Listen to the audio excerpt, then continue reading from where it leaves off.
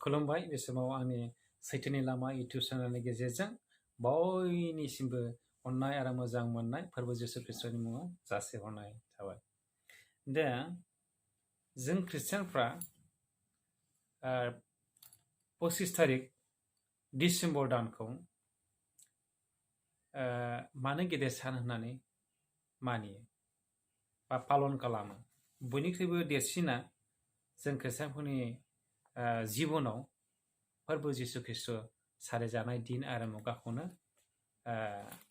बर'दिन होननानै बा गेदेर सान होननानै मानियो। मानो गेदेर सान जाखो बेलाय?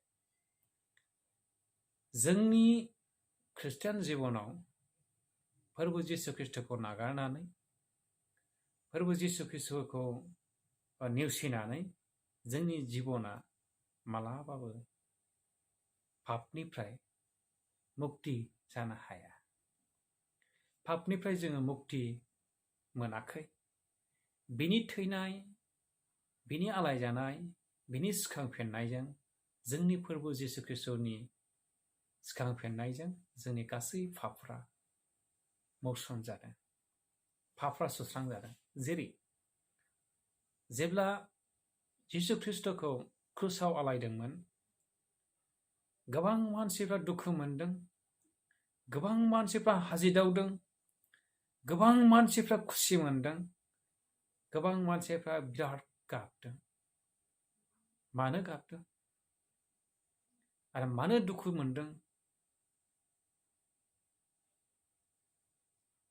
बेनो जाहैबाय पापनिफ्राय मानसिया बासायजानायखौ मोनबाय।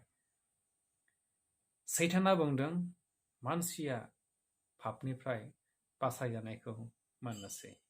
दा बेनिखायनो बेनि हेंथायै सैताना मानसिनि जिबनाव थानानैहाय बेबादि मोनसे संहारनि लामाजों, नोरखोनि लामाजों बे लांनोसो हास्थायदोंमोन। बेनिखायनो सैतानफ्रा मानसिनि जिबनाव थानानै बै मुगायाव बिराद हाजिदावदोंमोन, बिराद खुसि जादोंमोन। नाथाय जाय मानसिफ्रा बासायजानायखौ लानो थाखाय नाजानो थाखाय आइखां बायखां जादोंमोन, बिसोरनि जिबनाव, बिसोरनि गोसो गोरबोआव बिराद गाबखांनाय फैदोंमोन, बिराद गाबखांनाय फैदोंमोन।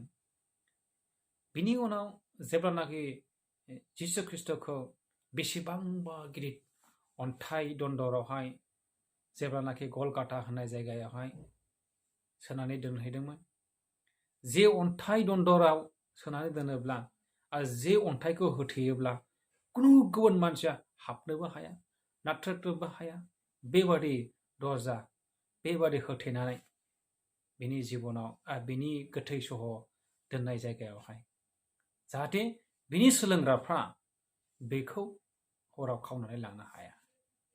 आरो जेब्लानाखि दोनखांदोंमोन, बेखौ सिरि सिरि सिरि सिरि फोरबो जिसु ख्रिस्टखौ बेरा खोंनानै पहेरा होदोंमोन।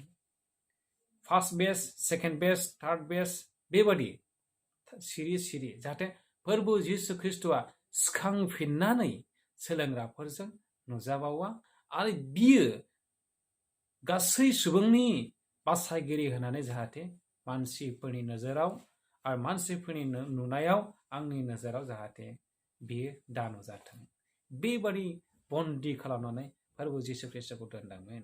नाथाय जेब्लानाखि टाइम आरो मुगाया जाफुङो, बे समाव फोरबो जिसु ख्रिस्टनि सिखांफिननाया जादोंमोन।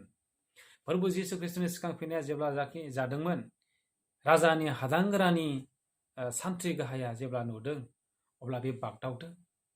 बागदावनानै बियो गोसोआव मोनसे गाबखांनाय फैदों। नंमारगौ, थारैनो बियो बासायगिरिमा, नंमारगौ बियो थारैनो इसोरमार, बेबादि होननानै गोसोआव गाबखांदोंमोन। नाथाय बिसोरो सानलायदों, सान्थ्रिफ्रा, राजानि सान्थ्रि गाहायफ्रा सानलायदों, गमामा बे फोरबो जिसु ख्रिस्टआ बासायगिरिमा, बे इसोरनि मानसिमा, बेबादि होननानै सानलायदोंमोन।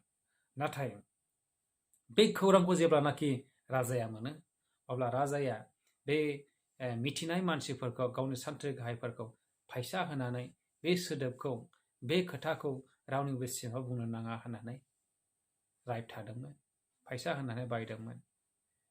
दिनै बे फोरबो जिसु ख्रिस्ट'नि सिखांफिननाया फैसा होनानै रायथा जानायजों दोनथ'जायाखै अनलायग्राफोर। जिसुआ थैनानै सिखांफिनामोनब्ला जों खृष्टानफोरनि आरो जों गासै बुहुमनि सुबुंफोरनि बासायजानाया मालाबाबो जानाय नङामोन। आरो जों खृष्टानबो बेबादि जानाय नङामोन। जिसु ख्रिस्ट'नि सिखांफिननायजोंसो जों साफ्रोमबो सुबुङा हारि हारिसाफ्रा बासायजानायखौ मोननो हादों आरो जों खृष्टान जों जानो हादों अनलायग्राफोर। दा बे दिननिफ्रायनो जों खृष्टानफ्रा बासायजानाया फोरबो जिसु ख्रिस्ट'नियाव दङ। फोरबो जिसु ख्रिस्ट'निफ्राय फैबाय।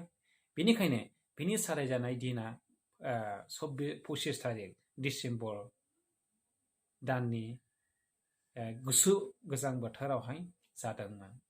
बेनिखायनो बे बासायगिरिया दिनै नोंनि जिबनाव आरो आंनि जिबनाव जों साफ्रोमबो सुबुंनि जिबनाव जायफ्रा जिसु ख्रिस्ट'खौ मोनाखै, जायफ्रा जिसु ख्रिस्ट'नि रायजोनि बाहेरायाव दङ, बिसोर सुबुंनि जिबनाव सारिजानो थाखाय थाम थिम जादों। थाम थिम जादों। माबायदि थाम थिम जानांगौ आरो जों माबायदि थाम थिम जानांगौ बिनि सारिजानायखौ जोंनि जिबनाव सारि होनोब्ला जोंनि न'खराव नांज्लायनाय गैयै जानांगोन। जोंनि न'खराव अनलायनाय जानांगोन। जोंनि न'खराव सान्थि जानांगोन, गोजोननाय थानांगोन, खौसेथि थानांगोन। अब्ला जोंनि न'खराव फोरबो जिसु ख्रिस्ट'आ सारिजागोन। जेब्ला नोंनि जिबनाव सारिजागोन, नोंनि न'खराव बासायजानायखौ जोङो मोननो हागोन। जोङो बासायजानायखौ मोननो हागोन। जोंनि खृष्टानफोरनि बर'दिन खांनायाव, बर'दिन फालिनायाव, गेदेर सान मानिनायाव जोङो सरासनस्रायै जोङो नुयो, माने जोंनि बर'दिन खुंनाया बा गेदेर सान मानिनाया मोनसे हुदाफोर बादि जानो नागिरो। हुदाफोर बादिसो।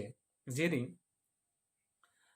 जोंनि न'खराव जोंनि बिसिफ्रा, जोंनि बिसाफ्रा, जोंनि उन्दै उन्दै गथ'फ्रा गाननाय जोमनाय मोनैनि, जानाय लोंनाय मोनैनि, मोजां मोजां गानग्रा जोमग्रा मोनैनि जोंनि न'खराव नांलाय खमलाय जायो। नांलाय खमलाय जायो। अब्लाबो जोङो गेदेर सानखौ मानियो। अब्लाबो जों मानियो। बेफोर गासै जाखोमानाय जाथायफोरखौ जों दोनखोमानानैहाय बर'दिनखौ जोङो रायजो राजाफोरजों मोसाबा मोसाफायो, रायजोजों रंजाहैयोबा रंजाफायो, गेजा हाबोबा हाबफायो। गासै खोथाफोरखौ सिंफ्राव जों दोनखोमालायनानै गेजेरजोंहाय। नाथाय नोङो जों मानसिनि मेगनावसो जों दोनखोमानो हागौ। नाथाय फोरबो जिसु ख्रिस्ट'आ नोंनि न'खराव सारिजानांगौ। गेदेर साना नोंनि जिबनाव, नोंनि गामियाव, नोंनि न'खराव जानांगौ। अब्लासो गासै बुहुमाव थानाय सुबुंफोरनि जिबना बासायजानायनि लामायाव फैगोन। नोंनि खाथिनि मानसिया बासायजानायखौ मोनगोन। बेनिखायनो अनलायग्राफोर, मा नोङो दाबो बर'दिन सफैयोब्ला गाननाय जोमनायनि मोनसा मोनसि मोननाय, गावजों गाव नांलायनाय खमलायनाय, हिंसा हिंसि, गोजोननाय गैयै जोंनि न'खरफ्राव दङ नामा? जुदि दङब्ला नोंथांनि न'खराव दाबो बर'दिना जायाखै। जोंनि जिबनाव दाबो फोरबो जिसु ख्रिस्ट'आ सारिजायाखै। जोंनि न'खराव दाबो फोरबो जिसु ख्रिस्ट'आ बर'दिना जानो हायाखै। बर'दिनखौ जोङो रायथानानै दङ। जों बर'दिनखौ जों फालिनो हायाखै।